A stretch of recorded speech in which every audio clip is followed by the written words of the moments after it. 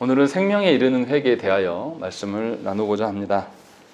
우리가 지난주에 구원에 이르는 믿음에 대해서 이야기를 했습니다.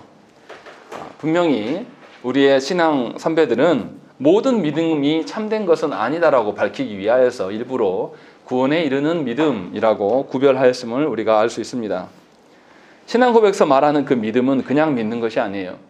분명하게 참된 믿음은 성경에 계시된 그리스도를 믿는 믿음입니다. 객관적으로 계시되어진 말씀이 누구나 다 인정할 수 있는 그 계시의 말씀이 우리 안에 적용돼서 우리가 그것에 복종케 되는 것, 그리고 복종만 하는 것이 아니라 실제로 그 말씀대로 살아가는 것, 이것이 참된 믿음이다라고 이야기를 했습니다. 우리가 한국교회에서 흔히 이야기하는 영접 기도 같은 것은 믿음이 아닙니다. 우리가 결정한 것, 우리가 결단한 것이 믿음인 것처럼 늘 말해오는데요. 특히 이제 CCC에서 영접 기도문 따라하는 것, 이거 굉장히 위험성이 큰 겁니다. 우리가 결정하는 것처럼, 따라하면 되는 것처럼. 그것이 아니다고 분명히 말씀을 드렸습니다. 그래서 참된 믿음은 성경을 통해서 또 성령의 역사하심으로 말미암아서 깨닫게 돼요. 무엇을 깨닫습니까? 그리스도의 행하심에 대해서 깨닫게 되고, 그리스도를 이제 알게 되고 나니까 그리스도를 의지할 수밖에 없고, 그리스도를 목적으로 두고 살아가는 것, 이것이 참된 믿음으로 인한 결과이다라는 것을 우리가 말씀을 드렸습니다. 이를 위해서 하나님께서는 교회에게 은혜의 방편을 주셨습니다. 말씀과 성례와 기도입니다. 말씀은 믿음을 일으키게 하고 또 견고하게 합니다. 그러나 성례와 기도는 말씀을 일으킬 수는 없어요. 믿음을 일으킬 수는 없어요. 믿음을 견고케 하는 수단으로서 하나님께서 주신 것이죠. 그런데 이 은혜의 방편 세 가지는 교회의 표지와 매우 닮아 있습니다. 교회의 표지는 교회 정체성을 말하는 건데, 교회의 표지에도 말씀과 성례와 치리가 있습니다. 그래서 두 가지가 겹쳐요. 그래서 교회의 존재됨은 모두 다 이 말씀과 성례와 연계되어 있다라는 것이죠. 이 말은 다시 말하면 말씀은 누구를 드러냅니까? 그리스도를 드러내는 것이고, 성례는 누구를 기념하면서 그와 연합됨을 경험하는 것입니까? 예수 그리스도에 대한 거예요. 그러니까 교회의 존재됨은 그리스도와 연합되어 있는 것이지 그리스도를 떠나서 무엇인가를 말할 수가 없다는 것입니다. 그러니까 믿음이라는 것도 내가 결단해서 믿는 것이 아니라 하나님께서 말씀과 성령님께서 역사해 주심으로 말미암아서 예수 그리스도를 믿게 되는 것이고, 또 예수 그리스도를 알게 됨으로 말미암아 그리스도와 연합되는 것, 이것이 믿음이에요. 어떤 믿음 자체가 내가 믿었기 때문에 구원받는 게 아니란 말이죠.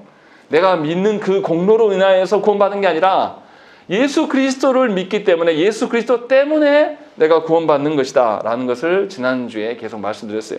그러니까 여러분들이 결단하고 여러분들이 결심을 했다고 해서 구원이 있고 없고 그 뜻이 아니에요. 그래서 잘못 믿은 분들도 결단을 합니다. 이단자들도 결단을 하고 자기 믿음을 이야기해요. 심지어 구원파 같은 경우는 더 심하죠. 자기의 결단에 대한 이야기들. 그런데 그것이 아니라는 것이죠. 여기서 우리가 하나 생각해 봐야 될 게 무엇이냐면, 우리가 배워왔던 거 잘 생각을 해보시면 구원의 서정과 약간 달라요. 구원의 서정은 뭐부터 이야기하냐면 믿음부터 이야기합니다. 사람에게 적용되는 순서를 말하기 때문에 믿음을 이야기한 다음에 칭의와 양자와 성화를 이야기해요. 그리스도와 연합됨을 나중에 설명해요. 구원의 서정에는. 그런데 웨스트민스터 신앙고백서는 지난주에 믿음 이야기하기 전에 뭐가 있었습니까?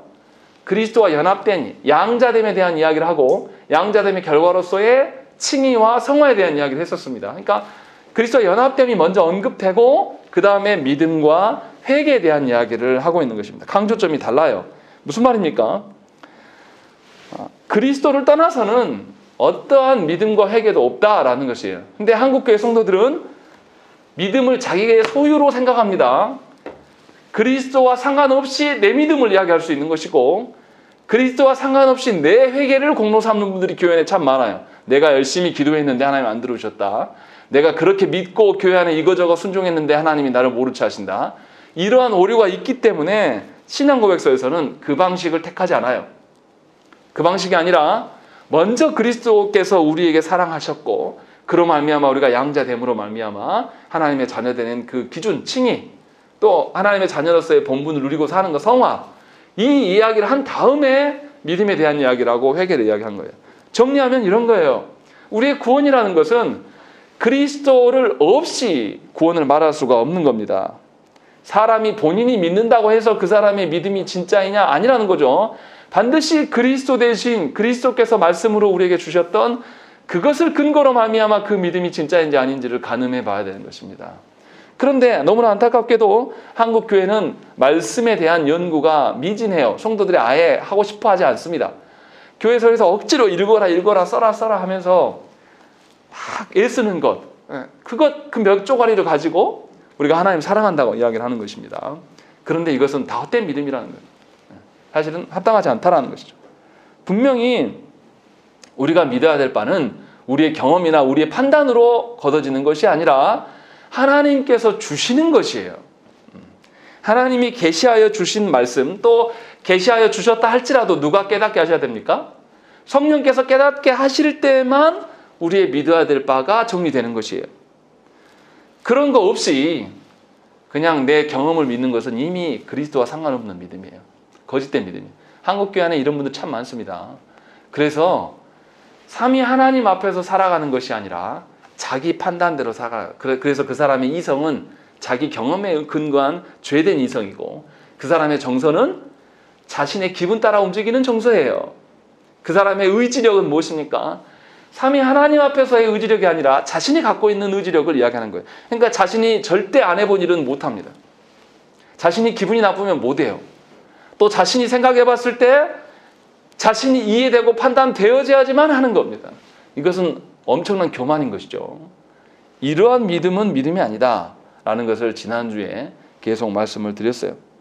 그래서 참된 믿음은 하나님이 주시는 계시의 말씀과 성령님의 깨닫게 하심에 의존할 수밖에 없는 것이고, 이러한 믿음의 그 목적은 그리스도와 연합되는 것이에요.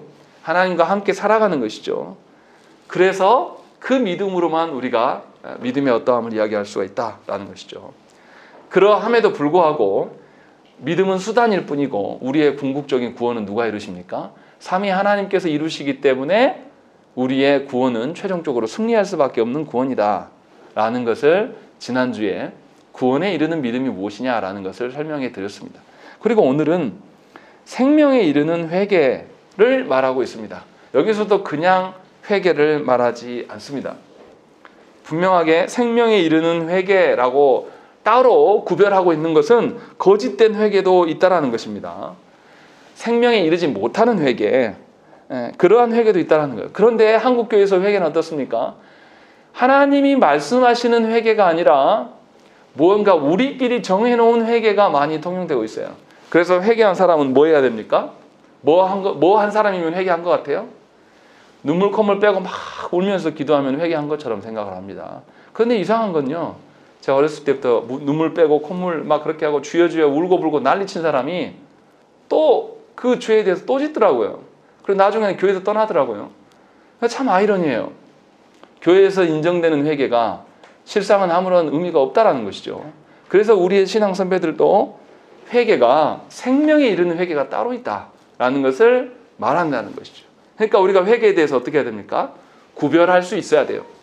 그런 거 없이 그냥 회개를 말하면 굉장히 위험해진다는 것이죠. 어제도 말씀드렸지만 유다가 회개를 했습니까? 안 했습니까? 마태복음 27장 3절 말씀 보면, 그때 예수를 판 유다가 그의 정죄됨을 보고 스스로 뉘우쳐 그 은 30을 대제사장들과 장로들에게 도로 갖다 주며 라고 되어 있습니다. 분명히 성경에서 뉘우쳤다라고 이야기를 했어요. 자기의 죄를 깨닫고 뉘우쳤습니다. 그런데 유다는 회개하였음에도 불구하고 결국은 멸망의 길로 가고 말았습니다. 영원한 멸망에 떨어진 것이죠. 분명히 회개가 있었는데 영원한 멸망 가운데 들어가는 자가 있다라는 것을 성경이 증언해주고, 반대로 베드로는 주님을 3번이나 부인했습니다. 심지어 예수님께서 베드로가 부인하게 될 것을 미리 알려주셨습니다.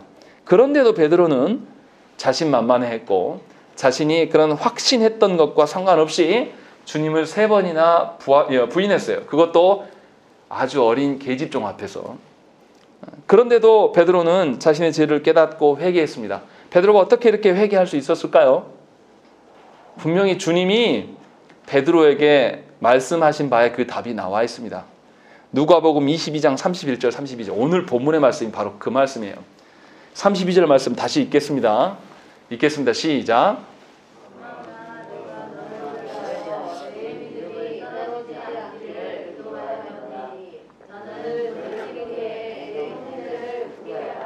예, 베드로가 회개할 수 있었던 근거가 무엇이라고 밝히고 있습니까?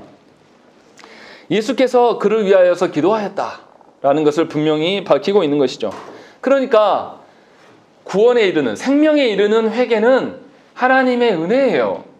우리가 그 회개했기 때문에 무엇인가 달라지는 것이 아니라 예수께서 은혜를 베푸셨기 때문에 그가 회개할 수 있었던 것입니다. 그래서 생명에 이르는 회개라고 따로 분리하는 것입니다. 우리가 주여 주여 부르고 눈물 콧물 다 빼고 무엇인가 한다고 해서 우리에게 생명이 주어지는 것이 아니에요. 오직 하나님의 은혜로 말미암아서 우리에게 이야기를 하고 있는 것이죠. 그래서 웨스트민스터 신앙법에서 제15장 1항의 내용이 바로 그거예요. 회개는 복음적 은혜이다. 이렇게 처음부터 말하는 이유는 무엇입니까? 하나님의 은혜 없이는 우리가 회개할 수도 없고 우리 스스로 한 회개라고 하는 것이 진짜가 아니다 라는 것을 지금 이야기를 하고 있는 거예요. 그래서 중생된 자는 반드시 성령의 역사하심으로 말미암아서 자신의 죄를 발견하게 돼요. 말씀이 기준이 있어야지만 죄를 발견할 수 있는 것이죠. 그래서 죄를 발견하게 되고 그 다음에 회개를 하게 되는 것입니다. 그러나 회개하지 않는 자에게는 아예 중생 자체가 없습니다. 회개하지 않는 교회가 소망이 있겠습니까? 회개하는데 매우 더딘 교회가 소망이 있어요? 세상 사람들이 말하는 기준으로서의 그 기준도 못 맞추는 교회가 중생하고 하나님의 자녀인 교회라고 말할 수 있냐 이 말이에요.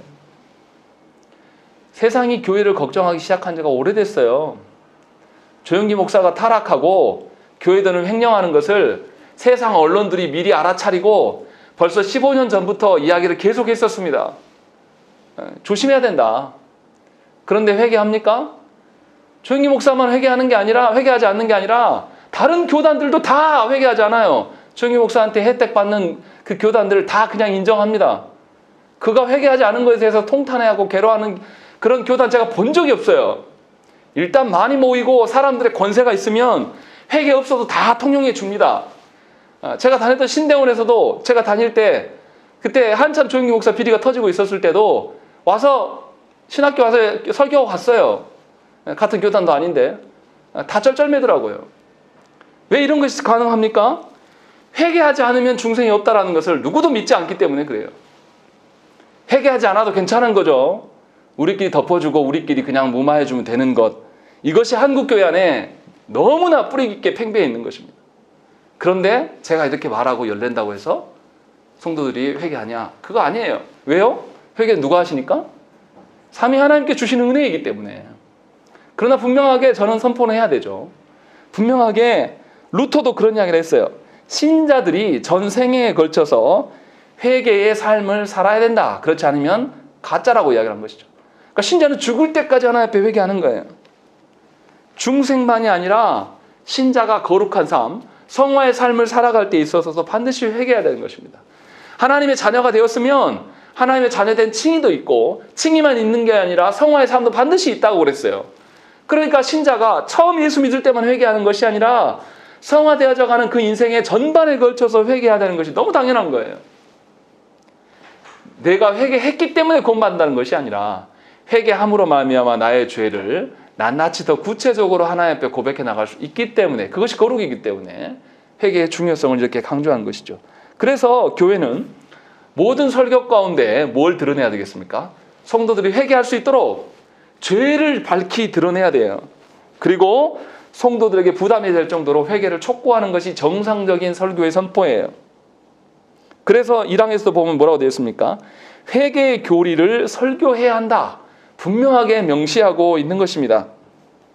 그런데 한국 교회 안에서 회개에 대한 설교, 죄에 대한 설교 굉장히 싫어합니다. 없어진 지가 굉장히 오래돼 버렸어요.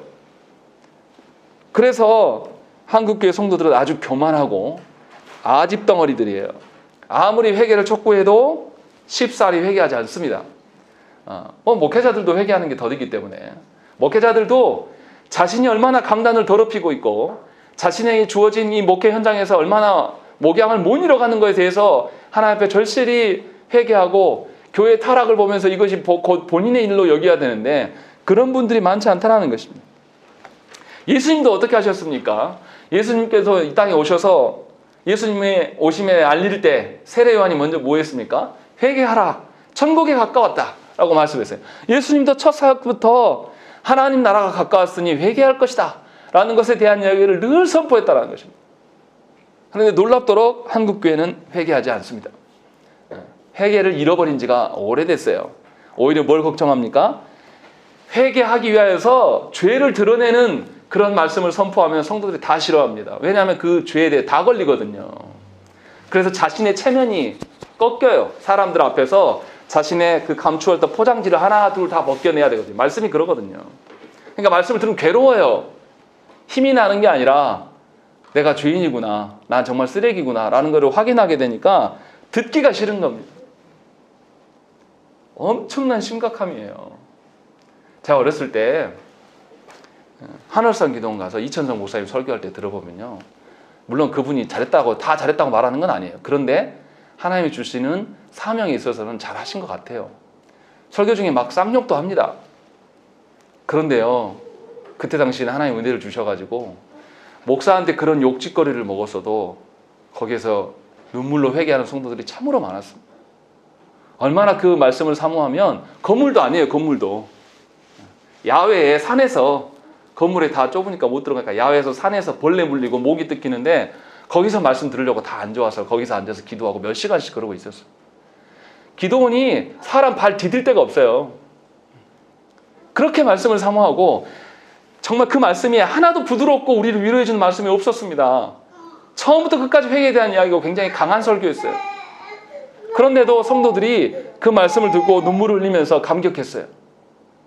우리 시대에 아마 이천성 목사님 같은 분이 있으면 반드시 바로 고소고발이 일어날 겁니다.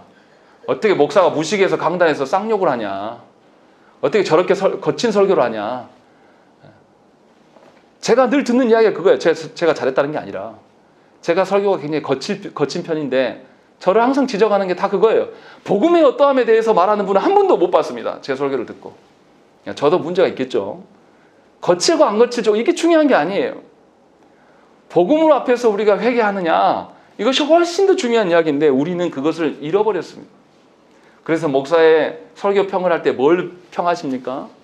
복음을 평하는 사람은 제가 못 들어봤어요. 다 전달력이 어떻고 성도들이 들을 만한 설교냐 아니냐, 이런 이야기들. 그것은 설교가 아닙니다. 애초부터 설교가 아니었어요. 그런데도 우리는 그런 것을 존중해야 하는 거예요. 이것에 대한 증거가 뭡니까? 우리 시대에 회개가 없다라는 거. 교회가 회개하기 싫어한 지가 오래돼 버렸다. 그 점에서 우리가 큰일로 알아들어야 돼요. 1항에서 지금 그 이야기를 한 것이고, 2항에서는 회개의 근거와 내용에 대해서 이야기를 합니다. 회개한 자에게 반드시 있어야 될 것이 무엇인가라는 것. 그래서 죄인은 하나님의 말씀의 선포와 회개를 통해서 자신이 죄인인 것을 깨닫고 그리스도 안에서 나타난 하나님의 긍휼의 어떠하심을 경험하게 되는 것입니다. 그래서 참된 회개는 하나님의 거룩하신 성품에 부합하지 않는 내 자신을 발견한 사람만이 참된 회개를 할 수가 있는 거예요. 하나님의 어떠하심을 알 수 있는 방법은 말씀밖에 없는 것이고 성령께서 깨닫게 하신 밖에 없는 거죠. 그렇다는 거죠.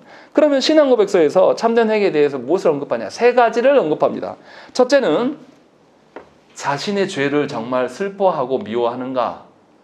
두 번째는 정말로 죄를 발견했다라면 지금이라도 하나님께 돌아가는가? 세 번째는 하나님께 돌아만 가는 게 아니라 자신의 일상의 모든 영역에서 하나님의 말씀을 따라서 하나님과 동행하면서 교제하면서 살고 있는가? 요 3가지를 묻고 있는 거예요. 한국교회에서 통용되는 회개는 그냥 뉘우침만을 말해요. 그냥 너 잘못했지? 네, 잘못했어요. 그럼 끝이에요. 그것은 회개가 아니라고 말하고 있는 겁니다. 분명하게 죄를 발견했으면 슬퍼할 줄 알아야 돼요. 그 어떤 슬픔과 괴로움보다 내 안에 죄가 있는 것이 더 슬픈 거예요. 그리고 그 죄에 머물러 있을 수 없기 때문에 하나님께 찾을 수밖에 없는 겁니다. 그리고 하나님을 찾은 사람은 단번에 한 번 반짝하고 찾는 게 아니라 돌이킨 이후의 삶은 더 이상 죄 가운데 머물지 않고 이제는 하나님과 함께 살려고 하는 그런 모습들이 있어야지 정상 아니겠습니까? 우리끼리도 그러지 않아요? 자녀들을 훈육할 때 잘못한 거 있으면 어떻게 해요? 혼짝을 내고 그것이 잘못이 얼마나 큰 것인가를 알려줘요, 자녀한테. 그럼 자녀가 깨닫죠. 아, 내가 이렇게 살면 안 되겠구나. 나도 문제지만 내가 가정의 구성원으로서 살 수도 없고 사회 구성원으로서 살 수도 없구나, 이라는 걸 자녀한테 알려주는 거죠. 그럼 자녀가 다시는 그 똑같은 나쁜 습관을 이제 멈추는 거예요. 그리고 바른 습관으로 교정돼요. 이것이 교정 아닙니까? 육적인 자녀를 키울 때도 이거 다 통용되는 이야기이지 않습니까? 그런데 놀랍게도 교회 안에는 이게 없습니다. 우리 교회도 안 돼요. 점검하는 거에 있어서 나를 점검해 주십시오 하고 나를 내놓는 분들이 없습니다. 굉장히 불편해요. 노골적으로 가서 권면하면 큰일 납니다. 제 부목사 생활하면서 노골적으로 권면할 수 있는 대상은 누구였냐면 중고등부와 청년회밖에 없어요. 나이가 한 살이라도 자기가 더 많으면 절대 안 됐습니다. 목사의 권위는 말씀의 권위에서 나오는데, 목양의 권위에서 나오는 건데 우리 한국교회는 인정하지 않아요. 제가 많이 들었던 이야기가 애기 목사님, 젊은 목사, 도대체 얼마나 나이가 먹어야지 목회합니까? 근데 놀라운 것은 한국교회는 또 나이 드신 경험이 연륜이 많으신 목사님 굉장히 싫어해요. 65세만 되면 물러나라고 이야기합니다. 누구한테 목양받겠다라는 거예요.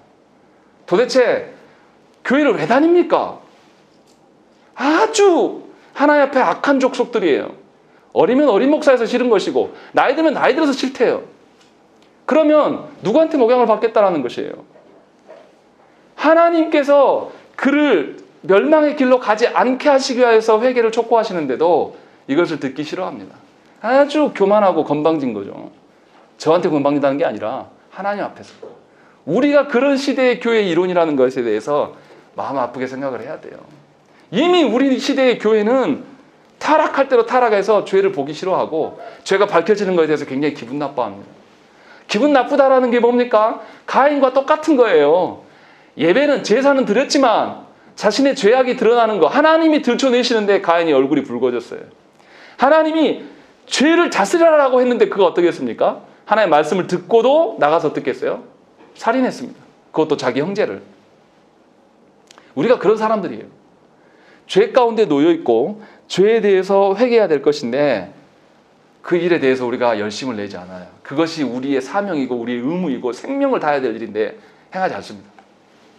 그러나 분명히 성경에서는 죄를 발견하고 회개한 사람을 뭐라고 하냐면 옛사람이 죽었고 새 사람이 되었다라고 말합니다. 죽어야 돼요. 옛사람을 완전히 죽여서 존재하지 못하도록 만드는 것이 회개입니다. 그냥 그렇게 해도 되고 안 해도 되고 그런 게 아니란 말이에요. 참된 회개는 그래서 죄로부터 떠남이에요. 그러니까 이제 누구의 거룩을 알겠습니까? 하나님의 거룩을 알게 되고 하나님의 어떠하심을 알게 되는 거예요. 그래서 온전한 마음으로 하나님을 사랑하고 하나님을 전심으로 의지하는 데 열심을 낼 수밖에 없는 것입니다. 그래서 하나님께 앞에서 위배되는 것이 발견되면 소스라치게 놀라고 내 안에서 하나님을 위배하는 하나님의 이름을 더럽히는 죄들이 발견되면 두려워 떨 줄 아는 자가 되는 것입니다. 이것이 바로 경외예요. 오전에 말씀드렸던 하나님을 경외함. 바로에게 내가 죽을지언정 하나님의 그 생명의 존중함을 본인이 건드려서 하나님 앞에서 두려워함이 무엇인지를 산파들이 알았던 것처럼 그러한 경외함이 회개하는 자들에게 나타난다는 것입니다. 그래서 회개한 자는 자신이 주인이 아니에요. 누가 주인입니까? 삼위 하나님이 우리의 주인 되심을 인정하면서 살아가는 거예요. 그의 인생의 목적도 그리스도 안에서의 목적이에요. 내 가정을 세우는 거 아무 의미 없어요. 하나님의 가정을 세워야죠. 내 교회 세우는 거요? 그 의미 없다니까요. 하나님이 기뻐하실 만한 교회 되기 위해서 세워가야 되는 거예요. 겉으로 보기에 사람이 많이 모이고 어떤 힘이 있고 뭐 그러면 좋겠죠. 그것도 있으면. 그런데 본질적인 하나님 앞에서의 참된 교회됨이 없는데 힘만 모이고 부만 쌓이면 뭐가 됩니까? 반드시 타락하게 되어 있습니다. 금세 타락해버립니다. 우리만 타락하면 괜찮게요. 우리 자녀들은 뭔 죄입니까? 저는 제가 자녀들한테, 다음 세대들한테 미안한 게 뭐냐면, 저는 믿음의 사람들이 있는 교회를 보고 자란 사람이에요. 그나마. 그런데 우리 자녀들은 그것조차 볼 수 없어요. 누가 믿어야죠. 우리 세대 중에 교회 다니는, 우리 애들한테 물어보면 교회 안 다니는 애들이 훨씬 많아요. 교회를 다녀도 다 얼렁뚱땅 어설프게 다니니까 신자됨이 무엇인지를 발견할 수가 없어요. 통용되지 않습니다. 그래서 이 아이들한테 말씀을 가르치면 가르칠수록 말씀에 상관없는 사람들의 삶에 대해서 계속 질문하게 돼 있는 거예요. 왜냐하면 자기 주변에 다 그런 사람들밖에 없거든. 이거 누가 만들어 놓은 겁니까? 우리가 그렇게 교회 만들어 놓은 거예요. 하나님 앞에 타락함으로 말미암아서. 이제 앞으로 더 가속화될 것입니다. 지금은 십자가라도 많이 있지만 이제 10년, 20년 후 지나면 이 십자가 개수 확 줄어갈 거예요. 누가 교회를 지키겠습니까? 이 원인이 무엇입니까? 회개하지 않기 때문에 그렇다라는 것이죠. 그리스도 안에서의 회개. 그것에 대한 것이 이제 이야기를 하는 것이고, 그래서 회개한 자는 반드시 죄를 미워하고 슬퍼하고 하나님께 돌이키려 하고 또 하나님의 뜻대로 살려고 하는 사람의 모습이 드러나야 된다라는 것을 2항에서 이야기를 하고, 3항에서는 회개와 용서의 관계에 대해서 설명을 합니다. 하나님께서 우리를 용서하심은 우리가 회개한 공로 때문에 용서하신 것이 아니에요. 죄로 깨어진 그런 관계가 우리가 회개함으로 말미암아 복구되는 것이 아니란 말이에요. 사죄하는 근거는 우리에게 없어요. 누구에게 있습니까? 예수 그리스도에게 있는 거예요. 예수 그리스도를 보내신 분이 누구십니까? 성부 하나님의 뜻이에요.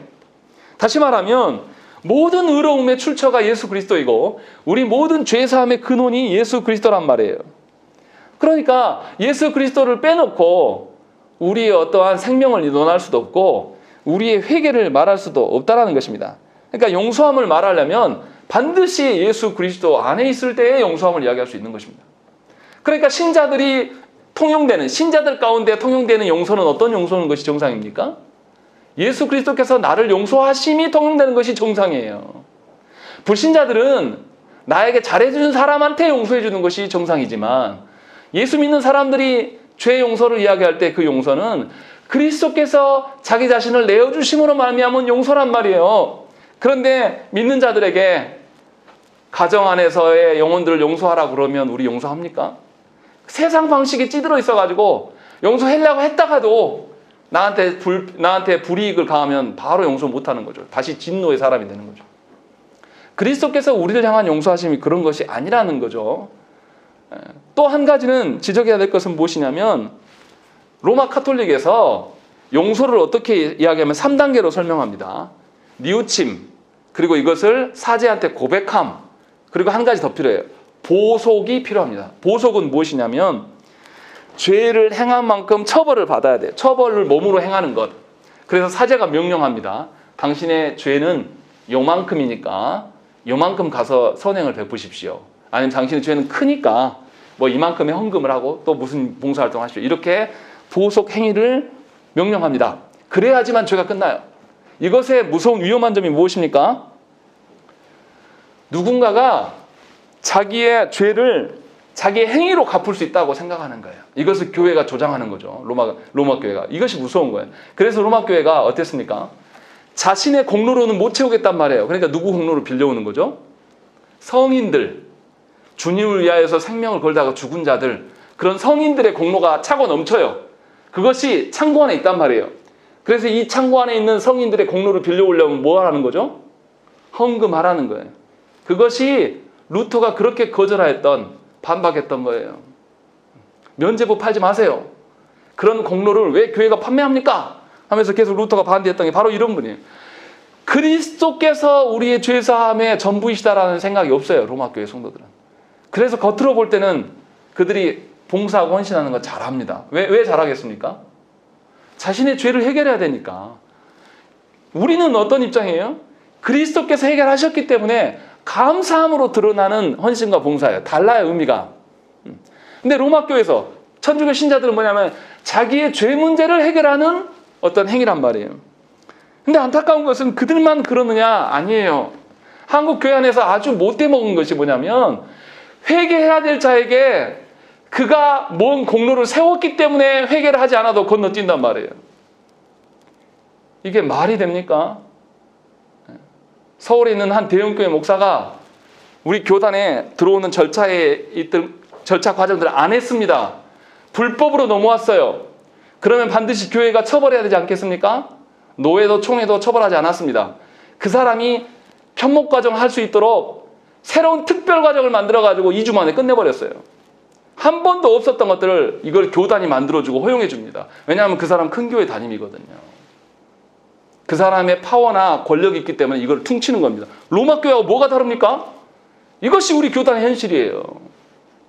회개를 덮어버리고 그 사람의 행한 공로로 인해서. 그러나 어느 목사도 그거에 대해서 한가하지 않습니다. 이게 큰일이구나. 이게 정말 큰 문제고 심각한 문제구나라고 생각하는 사람들이 제가 볼 때는 별로 없어요. 로마 교회 비난하지 마세요. 우리는 다릅니까? 저는 총회에 있는 목사들한테 그렇게 말하고 싶어요. 기가 막힐 현실이에요. 그리스도 외에는 우리의 죄를 해결할 분이 없는데도 우리는 로마 교회처럼 어떤 헌신과 봉사가 있으면 그 죄를 덮어버리고 무마해 줍니다. 동일한 기준으로 행하지 않아요. 사법체계가 지금 타락했다고 말하는데 교회는 뭐 다릅니까? 교회가 그러한 하나님의 공의를 안 보이는데 어떻게 세상에 뭘 보고 배우겠습니까? 아주 심각한 거예요. 그러니까 저와 여러분들이 하나님 앞에서 회개에 대한 촉구가 있을 때는 정직하게 하나님께 고백해야 돼요. 말씀을 통하여서 여러분들이 죄가 깨달아지면 그 죄를 놓고 하나님께 심각하게 기도할 수 있어야 돼요. 기도가 안 되면 하나님 기도하게 해주십시오라고 하나님께 구해야 돼요. 자녀들에게도 동일한 기준들을 가져야 돼요. 내 자녀니까 그럴 수 없다. 내 자녀니까 더 못한다? 짠해 보인다? 이것은 로마 교회가 하는 거 그대로 하고 있는 거예요. 그거에서 벗어나셔야 됩니다. 그렇지 아니하면 우리에게는 생명이 없어요. 여러분들 자녀나 여러분 사랑하는 사람에게 생명이 없게 되는 거예요. 이것이 아주 심각한 문제임을 우리가 알아야 되는 것입니다. 그래서 우리가 그 참회 기도한 이후에 제가 여러분들 앞에 요한복음의 말씀들을 읽어주잖아요. 이거 읽어주는 것은 제가 여러분들을 위로해 주려고 읽은 게 아니라 우리의 죄 해결이 누구에게 있다? 그리스도께 있다라는 것을 분명하게 밝혀주는 선언이에요. 저는 하나님의 말씀 그냥 대신해서 말한 것뿐이에요. 분명히 그래서 저와 여러분들 안에 우리가 하나님을 슬프게 하고 하나님 앞에서 죄되게 살아가는 것에서 뿌리 뽑아내려고 하는 그러한 우리의 정서와 우리의 의지가 있어야 돼요. 그것을 놓고 하나님께 구해야 돼요. 그래서 이 일을 놓고 성령께서 도와주시기를 우리가 간구해야 되는 것이 죄 용서와 회개와 용서의 관계 가운데 있는 것입니다. 우리가 회개했다고 해서 용서되는 것이 아니라 그리스도의 그 행하심을 보면서 그리스도의 죄 용서하심을 보면서 내가 감히 죄 가운데 있을 수 없는 것을 발견하는 것이 회개예요. 분명히 깨달으셔야 돼요. 그래서 다시금 주님의 공로에 의지하는 거예요. 주님의 마지막에 그 요한계시록 말씀에서 마지막에 뭐라고 되어 있냐면 그는 우리 죄를 위한 화목제물이니 우리만 위할 뿐 아니요 온 세상의 죄를 위하십니다. 온 세상의 죄를 위한다는 것은 모든 인류를 용서해 준다 그 뜻이 아니에요.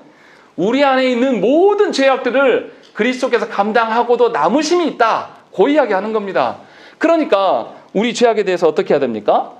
예수 그리스도께 의지하며 맡겨야 되는 거예요. 근데 우리는 어떻게 합니까? 죄에 대해서 큰 죄, 작은 죄 우리끼리 마음대로 정해요. 나도 모르게. 그래서 큰 죄에 대해서는 하나님께 회개해야 되고 작은 죄에 대해서는 어떻게 합니까? 이건 괜찮아요. 아무도 모르지? 그냥 넘어가는 겁니다. 그것이 로마교회 형태가 똑같은 것이고 이거에 대해서 우리가 굉장히 조심해야 된다는 것입니다. 그래서 사항에서 말하는 게 바로 이거예요. 너무 작은 죄라서 또 너무 커서 참으로 회개하는 죄. 이 둘 다를 언급하고 있는 것입니다. 하나님은 공의로우시기 때문에 우리가 작다고 생각하는 죄나 큰 죄나 하나님 앞에서는 전부 다 죄악이에요. 하나도 그냥 넘어가지 않으신단 말이죠. 그렇기 때문에 사람들이 생각할 때, 우리들이 생각할 때에 크고 작은 죄는 없습니다. 다 똑같은 죄악이에요. 중요한 그 죄악에서 돌이키려고 하냐 이 말이에요. 그러니까 간증이 위험한 게 그런 겁니다. 간증은 아주 인생이 밑바닥을 치고 엄청난 일이 있어야지만 뭔가를 할 수 간증거리가 생기는 거예요. 그런데 하나님 앞에서 내가 자꾸 한 사람한테 속인 그 문제도 하나님 간과하시지 않으신다니까요. 다 똑같은 죄예요. 살인한 죄나. 그 점에 대해서 우리가 분명히 알아야 돼요. 그래서 분명하게 모든 죄에 대해서 하나님이 깨닫게 하시고 알게 하시면 은혜로 깨닫고 그 문제 앞에 하나님께 다 사죄해야 돼요. 또 반대로 어떤 분들은 자기 지은 죄가 너무 커요, 스스로. 그래서 하나님 용서해 주신다는데도 하나님께 못 맡기는 분들이 있습니다. 그 죄에 계속 사로잡혀가지고 평생에 그 문제만 가지고 붙들고 가는 사람들이 있어요. 제 말은 그 죄 지은 거에서 자유해버리라 이 뜻이 아니에요. 그만큼 죄인이면 더더욱 누구에게 붙어 있어야 되겠습니까? 그리스도 안에서 소망과 안정됨이 있다라는 것을 경험해야 되지 않겠습니까? 그런데 자신의 그 어려웠던 죄악들을 기억해내면서 계속 그것만 울고만 있는 거예요. 하나님 울으라고 우리 불러낸 게 아니라 죄로부터 자유하여서 하나님의 공의와 사랑이 무엇인가 누리고 살라고, 그래서 감사와 하나님 나라의 소망을 말하라고 우리를 부르셨는데 자기의 큰 죄에 빠져서 스스로 큰 죄라고 생각한 거죠. 그것을 목에 매달고 깊은 바닷가 가운데서 살아가는 것처럼 사는 사람들이 있어요, 교회 안에. 이것은 교만입니다. 하나님 앞에서 큰 죄 작은 죄 없습니다. 전부 다 그리스도께서 다 속량해 주시는 죄예요. 그거밖에 없는 겁니다. 그래서 우리가 아무리 작은 죄라도 하나님께 다 고해야 되고, 또 아무리 큰 죄라고 해서 우리가 그것을 짊어질 필요가 없는 거예요. 분명하게 하나님께서 다 해결하신다. 생각을 해보세요. 성부 하나님은 우리를 사랑하셔서 우리의 죄악을 해결하시기 위해서 누구를 내보내셨습니까? 독생자까지도 내보내신 하나님이에요. 그런데 우리가 지은 죄를 하나님 용서하지 않으시겠냐 이 말이에요. 우리가 고집 피우면서 하나님께 의지하지 않기 때문에 그 죄가 나를 누리는 것이지, 우리가 전적으로 하나님을 의지하면 그 죄가 나를 누릴 수가 없어요. 지금 상황이 말하는 게 그거예요. 그런데도 불구하고 성경에서는 하나님이 용서하시지 않는 죄가 있다고 이야기합니다. 그 죄가 뭡니까? 성령을 회방한 죄에 대해서는 하나님이 용납하시지 않으신다라는 것이에요. 그래서 마태복음 12장 31절과 32절 말씀에서 누구든지 말로 인자를 거역하면 사하심을 얻되 누구든지 말로 성령을 거역하면 이 세상과 오는 세상에서도 사하심을 얻지 못하리라 라는 것이죠. 이 말이 뭡니까? 성령 하나님께서 우리 죄를 조명하시고 깨닫게 하셔요. 말씀을 깨닫게 하시는 하나님. 근데 말씀을 깨닫게 하는 일을 거절하는 것. 그러면 그가 죄를 어떻게 봅니까? 죄를 알 수가 없는 것이죠. 그래서 그 부분에 대해서 하나님께서 용서하지 않는다는 거예요. 그러니까 저와 여러분들이 말씀을 깨닫기를 항상 힘써야 되는 거예요. 다시 말하면 제가 목사로서 이 말씀 드리는 게 아니에요. 목사의 권위는 말씀 선포의 권위예요. 그러니까 목사 그 개인이 흠이 있고 그 목사 개인이 내 마음에 안 들어요. 내 스타일 아니에요. 그래도 상관없어요. 말씀을 증언하는 자이기 때문에 존중해 주는 겁니다. 그렇게 해서 내가 말씀을 잘 받기 위하여서 목사의 관계를 원활히 하는 게 좋아요. 그것이 성도의 의무입니다. 다 해야 되는 거예요. 제가 청년 때 연인교회에서 있었는데 김남일 목사님이 정말 제 스타일이 아니에요. 설교 시간에 와서 막 울어요. 본인이 설교하면서 막 감격해서 울어. 매 설교 때마다 그러시는 거예요. 아, 왜 그렇게 저렇게 정서적으로 하지? 정서적으로 신앙생활 하지 말라더니 왜 저러실까? 한참 걸렸습니다. 그분을 이해하는데요. 몇 년이 걸렸던 것 같아요. 그런데 지금은 이해해요. 아, 정말 죄에 대해서 하나님의 목양의 관점에서 말씀에 대해서 저렇게 스스로 슬퍼하시고, 정말로 말씀 때문에 슬퍼하시고 죄에 대한 성도들 때문에 슬퍼하시구나. 이것이 이제 이해가 되더라고요. 그러면서 더 존경이 돼요, 지금.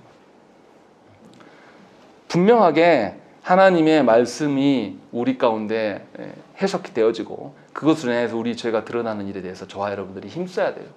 아, 이것이 기쁘고 즐거운 일이구나 라는 것을 알고 그것에 수종할 수 있는 이야기를 하고 있는 겁니다. 자, 시간이 많이 가니까요. 또 하겠습니다. 5항에서 보면 회개의 범위를 이야기를 하고 있습니다.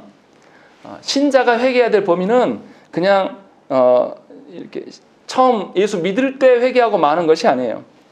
그리스도를 아는 지식이 커져가면 커져갈수록 어떤 일이 일어나겠습니까? 신자 안에 있는 죄의 깊이와 크기와 종류와 이런 것들을 더 깊이 알아가는 거예요. 하나님의 거룩하심을 더 잘 알게 되기 때문에 내 안에 있는 죄의 어떠함이 더 선명하고 구체적으로 보여지게 되는 것입니다. 그러면 어떻게 해요? 신자가 천국 가게 해주세요, 이 기도만 하고 있질 않아요. 이 땅에 살아가면서도 낱낱이 하나님 앞에서 내가 지은 죄를 다 하나씩 하나씩 발견하면 어떻게 해요? 다 치워내는 거죠. 제가 약간 감각에 무딘 사람이에요. 그래서 청소를 하면, 제가 이렇게 설거지를 해놓고 청소를 해놓으면요, 아내가 와서 다시 합니다. 서로 보는 눈이 다른 거죠. 보는 기준점이 너무 달라요. 그래서 저는 아내가 해놓고 나는 집안의 살림들 보면 굉장히 만족합니다. 제 기준에는 과분해요. 저렇게까지 깨끗이 할 필요가 있을까? 들 정도로. 하나님께서 말씀을 주셔서 우리를 회개케 하시는 것도 바로 이런 기준이에요. 하나님의 거룩하심과 선하심으로 우리에게 그 회개의 그 범위들, 회개의 깊이들, 회개의 크기들을 설정해 주신 것이 얼마나 감격스러운 일입니까? 우리한테 찾아서 회개하라고 하면 아마 우리 정말 미쳐 돌아갈 거예요. 너무 힘들 거예요. 그런데 하나님께서 말씀을 주셔서 다 찾아내서 발굴해 주시고 그것을 깨닫게 해주신 거예요. 그러니까 신자가 그리스도를 알아가면 알아갈수록 죄에 대해서 더 깊이 알고 죄에 대해서 더 회개하는 삶이 당연하다라고 지금 말하고 있는 거예요. 우리가 이것을 위해서 기도해야 되는 거예요. 이것이 괴로운 게 아니라 이것이 더 기쁜 일이고 하나님의 거룩을 닮아가는 인생이 되어가는구나라는 것을 우리 교회가 통용하고 인정할 수 있어야 되는 것입니다. 당연한 것으로. 말씀이 나를 찌르는 것은 정상적이고 기쁜 일이에요. 물론 제 설교가 거치지 않다는 이 말에 하는 게 아닙니다. 분명하게 하나님의 말씀으로 인하여서 하나님께서 죄를 보게 하시기 때문에 그것들로 우리가 더 구체성을 띄어야 돼요. 그래서 5항에서도 보면 사람들은 일종의 일반적인 회개로 만족해서는 안 되고 자기의 특정한 죄들을 개별적으로 회개하도록 노력하는 것이 모든 사람의 의무이다라는 것입니다. 하나님 앞에 서게 될 날이 가까우면 가까울수록 내 죄가 더 구체적으로 보이는 거예요. 생각을 해보세요. 이런 식으로 늙어가셔가지고 이런 식으로 죄에 대한 회개의 연륜이 많이 쌓인 분, 그분이 있으면 얼마나 좋겠습니까? 그분과 대화하면 내 삶에서 내가 죄라고 여기지 않았고 그냥 당연시 그냥 무덤덤하게 넘어갔던 일들까지도 그런 신자가 있다라면 이야기하면 발견되잖아요. 그러면 그분이 그냥 지적만 하고 있겠습니까? 본인도 그 발견된 것 안에서 대안적인 삶을 살려고 하는 흔적들이 보일 거란 말이에요. 그러면 얼마나 은혜가 되겠습니까? 그런 신앙이 되어가면 나이 들어가서 할 일이 없는 게 아니에요. 더 많은 거예요. 하나님과 동행하는 삶, 하나님과 함께하는 삶들이 그 안에 다 발현되는 거예요. 그의 표정, 그의 말 한마디, 그의 하나님을 향한 예배하는 그런 태도들 하나하나가 다 귀한 겁니다. 그런 신자 되기 위해서 우리가 하나님께 기도해야 되는 것입니다. 어떤 언론에서 그러더라고요. 누구나 다 노인은 된다. 그런데 어른은 못 된다. 그런 이야기 드라마에서 들었던 것 같아요. 우리가 교회 안에서 하나님 앞에서 진정한 신자가 돼야 돼요. 누구나 그냥 나이는 먹어갑니다. 그러나 하나님 앞에서 죄에 대해서 이렇게 더 연륜이 쌓이고 죄에 대해서 미워하고 싫어하는 일에 능한 신자는 참 많지 않아요. 참 귀합니다. 그것에 대한 것이 5항입니다. 그리고 6항, 그러면 죄의 고백이 왜 중요하냐라는 것이죠. 우리가 죄 고백했기 때문에 우리 죄 사함이 있어지는 것이 아니라 그리스도 때문에 죄 사함이 있어지는데 굳이 우리 죄 고백이 필요한 것이냐라는 것을 말하는 것이 6항이에요. 무슨 이야기를 합니까? 하나님께서 그리스도로 말미암아 우리가 죄의 용서를 받게 되면 하나님 앞에서 우리의 죄 고백하는 것이 당연한 일로 되어지는 것입니다. 왜냐하면 하나님께 내가 겸손해질 수밖에 없기 때문에, 하나님의 거룩을 보기 때문에. 그래서 하나님 외에는 나의 죄를 밝혀주고 내 죄를 해결해 줄 분이 없음을 알기 때문에 하나님께 더 엎드려 고백하는 것입니다. 그러지 않습니까? 여러분들은 물론 남성들은 좀 덜 그러시지만 여성분들은 어때요? 남편이 들어오면 그렇잖아요. 늘 그렇진 않지만 남편에게 막 이야기하고 싶고 시시콜콜한 가정에서 무슨 일이 있었고 무슨 일이 막 말하고 싶잖아요. 제 아내는 그래요. 제가 막 피곤하든 말든 간에 와서 막 이야기할 때가 있습니다. 그러면 제가 피곤해도 딱 알아듣고 지금 교제하고 싶어 하구나. 그러면 막 이렇게 건성으로 대답하면 다 알긴 알더라고요. 그래서 건성으로라도 막 대답합니다. 왜냐하면 얼마나 귀해요. 우리가 하나님을 향하여서 하나님의 은혜를 알고 하나님의 죄를 깨닫게 되면 하나님 앞에 막 가서 되도 않은 이야기지만 막 죄를 고백하고 제잘제잘 되면 하나님 얼마나 기뻐하시겠습니까? 그런 자녀들 하나님 그냥 내버려 두시겠습니까? 지금 그 이야기를 하는 거예요. 분명하게 하나님 앞에 겸손의 태도를 가지고 자기의 죄인된 삶을 살아가는 사람은 하나님께만 겸손의 태도를 취하는 게 아니에요. 이것이 익숙하기 때문에 누구에게도 겸손의 태도를 취하겠습니까? 사람들 앞에서도 겸손의 태도를 취할 수밖에 없어요. 사람들한테 하나님께 앞에서 죄의 지적을 받고 이것에 대해서 회개의 삶이 계속 반복되는 사람은 사람이 지적을 해도 그것에 대해서 크게 놀라고 반응하는 것이 정상입니다. 한국교회가 그렇습니까? 한국교회는 지독히도 지적하면 싫어하는 교회예요. 정부가 우리를 교회를 핍박한다, 예배 못 드리게 한다, 막 이런 거 막 거짓말 만들어 가지고 이게 심각한 거죠. 반대에 서 있는 거예요. 그래서 신자들이 죄 고백하는 것은 굉장히 중요합니다. 또 회개의 능력이 있어요. 그 회개 자체가 능력이 있다는 게 아니라 회개함으로 말미암아 그리스도의 은혜가 그를 덧씌우고 그를 은혜롭게 하는 그 발현되는 현상을 보게 될 때에 모든 성도들에게 위로와 하나님의 감동이 있어요. 그래서 교회는 예전부터 개인적인 회개 기도도 시키지만 함께 모여서 공개적인 회개도 합니다. 치리할 때 그냥 하는 게 아니라 모든 성도 앞에서 자기의 죄를 고백하고 자기에게 처벌되어진 그 처벌을 받고 이것을 모든 공교회가 다 할수록 회중 가운데서 선언하고 치리를 시행하는 것이 원래 장로교의 치리의 준칙이었어요. 공개적으로 회개하는 것입니다. 결코 은밀하게 하는 회개를 말하는 게 아니에요. 그래서 6항에서도 있지 않습니까? 자발적 세 번째 줄, 또는 그리스도의 교회에 욕을 끼친 자는 자발적으로 그리고 사적으로 또는 공적으로 죄를 고백하고 슬퍼해야 한다라는 것이죠. 그래서 그 사람의 죄의 고백과 회개가 온 교회의 어떤 모범이 되는 거예요. 그런 신자 되기를 우리가 하나님께 구해야 되는 거예요. 나만 모르게 부끄러우니까 나만 은밀하게 앉아서 회개하는 거, 이것도 필요해요. 그런데 공개적으로 또 우리가 하나님께 죄에 대한 고백들이 필요할 때도 있다는 것입니다. 그러니까 가정 안에서 기도할 줄 모르는 자녀들에게 누가 기도해야 되겠습니까? 기도할 수 있는 가장이 먼저 믿은 분들이 거기 앞에서 회개하는 기도를 해야 돼요. 하나님, 우리는 죄를 볼 줄도 모르고요. 잘 모르는데 하나님이 저한테 한 가지 깨닫게 해주신 게 있습니다. 그것이 우리 자녀들에게도 동일하게 깨달음이 있게 해주시고 그것이 회개로 드러나기를 원하는, 촉구하는 그런 기도를 자녀들 앞에서 기도하면 자녀들도 동일한 기도를 하게 되어 있는 것입니다. 그것이 부모의 역할이에요. 말 한마디 해가지고 너 기도 잘해라 이렇게 한다고 해서 기도합니까? 자녀들이? 본 적이 없는데. 그것이 아니라는 거죠. 그래서 분명히 공개적인 회개에 대한 부분들도 분명히 필요하다는 것입니다. 그것이 교회됨이고 그것이 교회에서 통용되는 회개가 돼야 될 것들을 우리의 신앙 선배들은 이야기를 하고 있는 것입니다. 그러면 회개가 많이 반복되고 공개적으로 회개에 대한 선언들이 생겨나게 되면 거기 안에서 무엇을 볼 수 있겠습니까? 정죄를 보는 게 아니에요. 뭐가 드러나겠습니까? 하나님의 긍휼하심이 드러나는 거예요. 그렇게 죄를 지어도 하나님이 용서하시는구나. 하나님 앞에 죄 고백하고 하나님께 겸손히 나아가는 자들이 하나님의 긍휼을 덧입어지고 그것을 목격하는 온 공동체는 함께 하나님의 긍휼이 죄의 용서함으로 일어나는 긍휼로 경험하게 되는 거예요. 세상에서 내가 못 썼고 못 먹고 세상 사람들 위에 군림하지 못했는데 하나님이 복 주셔서 내가 부자 돼가지고 들어다 그런 긍휼, 그런 썩어빠진 긍휼을 말하는 것이 아니라 우리 안에 있는 회개가 통용되는 교회가 될 때에 하나님의 온전한 긍휼이 우리를 다 지배하게 되어 있는 것입니다. 그러면 그 교회가 은혜가 있겠습니까? 없겠습니까? 이거는 보나마나한 것이죠. 은혜가 넘치는 거예요. 그리고 서로를 대할 때에 정죄하는 방식으로 대하겠습니까? 아니에요. 하나님 앞에서 서 있는 우리가 다 죄인이었잖아요. 어느 누구도 어느 누구를 정죄하지 않아요. 그저 하나님께서 그를 긍휼히 여기라고 그렇게 기도하는 교회가 되는 것입니다. 그래서 교회는 때로는 우리가 각자 기도도 해야 되겠지만 모여서 기도하는 것이 굉장히 절실히 필요해요. 한국교회가 이것을 잃어버렸습니다.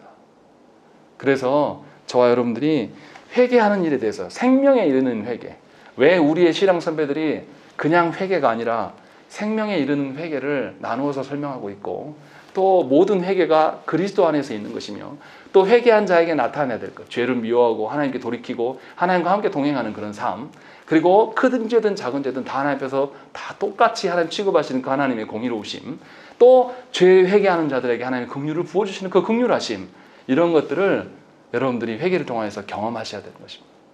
그러할 때에 여러분들의 가정과 교회가 하나님께서 세우시는 공동체가 될 줄로 믿습니다. 함께 기도하겠습니다.